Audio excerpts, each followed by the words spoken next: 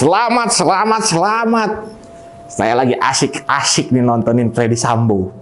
Ya kan, jadi merinding ketika dengar berita tentang siswi-siswi yang dipaksa pakai jilbab. Dan itu yang maksa katanya sekolah negeri. Ngeri dan ngeri. Ini adalah sebuah penjajahan. Penjajahan mengatasnamakan Tuhan. Seolah-olah apa yang mereka lakukan adalah sebuah tindakan yang paling benar. Sudah sesuai dengan apa yang Tuhan inginkan. Itu kehendak Tuhan atau emang itu adalah syahwat birahi mereka. Ya kan? Biar dianggap paling agamis. Pemaksaan kayak gitu nggak cuma terjadi di Jakarta, tapi juga terjadi di daerah lainnya. Soal paksaan memakai jilbab bagi siswi di sekolah negeri terbongkar karena salah satu siswi di SMP negeri yang ada di Jakarta dikabarkan ditegur oleh gurunya karena tidak menggunakan jilbab. Sebenarnya kejadian kayak gini nih nggak cuma terjadi di tingkat SMP, SMA juga, bahkan di tingkat universitas pun juga ada. Saya tahu kok.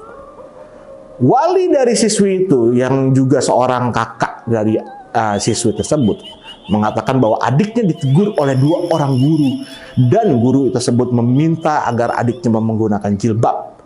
Coba dicek dulu ya, 2 guru itu beneran orang atau setan. Teguran itu membuat adiknya merasa tertekan dan tidak nyaman bersekolah. Teguran itu juga dilakukan nggak cuma sekali, tapi dilakukan beberapa kali. Gila itu. Sehingga adiknya menjadi takut dan takut untuk ditegur lagi. Guru-guru yang pada maksa-maksa kayak gitu ya. Ente bahlul. Dari sini kita bisa melihat bahwa teguran guru tersebut tidaklah ringan bagi seorang murid. Ada sebuah paksaan atau tekanan secara nggak langsung. Yang namanya murid pasti mempunyai ketakutan terhadap gurunya yang dipandang lebih berkuasa, dan penilaian guru merupakan sesuatu yang penting bagi seorang murid. Kalau ada pujian dari seorang guru, ya, murid pasti akan merasa senang banget. Tapi sebaliknya, kalau ada teguran, murid pasti takut. Apalagi teguran itu dilakukan berulang kali.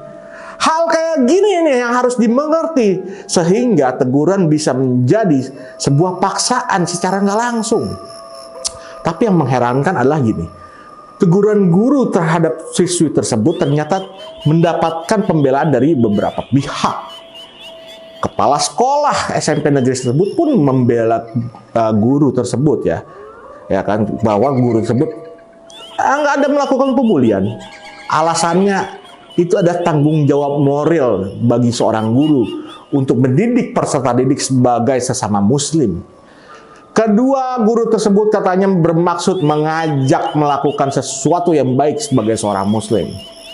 Karena itulah kedua guru tersebut tidak dikenakan sanksi, tetapi hanya pembinaan saja. Entah seperti apa pembinaannya. Tapi menurut gua ya, justru seharusnya kepala sekolahnya yang kudu dibina. Ada juga yang bela nih dari PP Muhammadiyah, namanya Dadang Kahmat. Ketua PP Muhammadiyah baginya gini, tindakan menegur murid untuk menggunakan jilbab sebagai bagian dari pembinaan keagamaan. Nah, menurutnya gini, guru harus diberi ruang untuk memberikan nilai-nilai karakter dan disiplin kepada murid-muridnya. Pendapat ini mirip dengan apa yang disampaikan oleh seorang anggota dewan, ya kan, bernama Rani Mauliani, wakil ketua DPRD DKI Jakarta dari fraksi Gerindra. Menurutnya, masalah ini tidak perlu melebar kemana-mana karena masih berupa teguran lisan yang mungkin mempunyai niat baik. Baginya, teguran itu tentunya merujuk pada ajaran agama tertentu, bahwa memang Islam dalam hal ini mewajibkan perempuan menutup auratnya. Ya betul Ibu, dewan yang terhormat. Yang Ibu katakan memang betul. Tapi pertanyaannya adalah gini, apakah sekolah negeri mewajibkan perempuan menutup auratnya, dalam arti kata jilbab itu, menggunakan jilbab? Kalau mau pakai pola pikir kayak gitu ya, guru tersebut kenapa dia nggak ngajar aja Bu di sekolah yang udah jelas khusus ya kan? Sekolah agama Islam, jangan dibolak-balik pikirannya dong. Saya setuju jika para guru bertanggung jawab untuk mendidik dan membangun karakter dari murid-murid. Hanya saja gini, apakah menggunakan jilbab di sebuah sekolah negeri menjadi salah satu bagian mendidik dan membangun karakter? Karena bagi saya enggak juga ya. Teguran soal jilbab tidak sebuah hal yang urgent. Dan juga tidak pantas diulang-ulang karena membuat siswa atau siswi tersebut tuh ketakutan.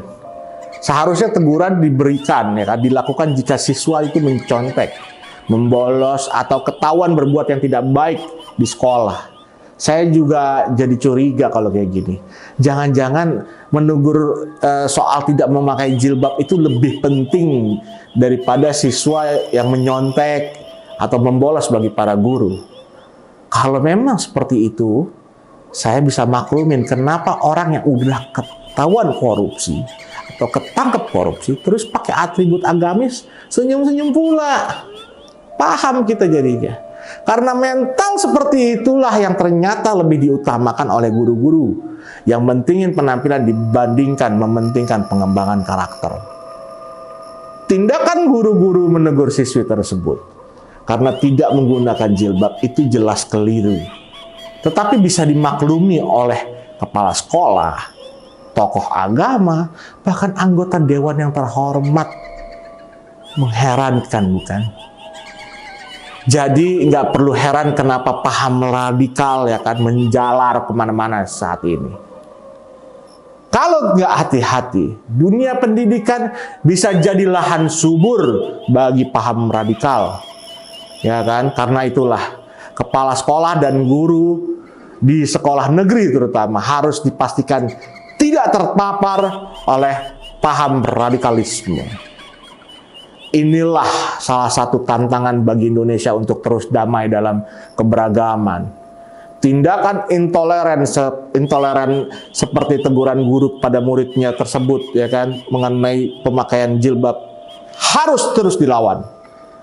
Agar keberagaman tetap terjaga. Pemerintah harus juga bertindak sesuai peraturan ya kan, agar persoalan diskriminatif ini tidak berkembang.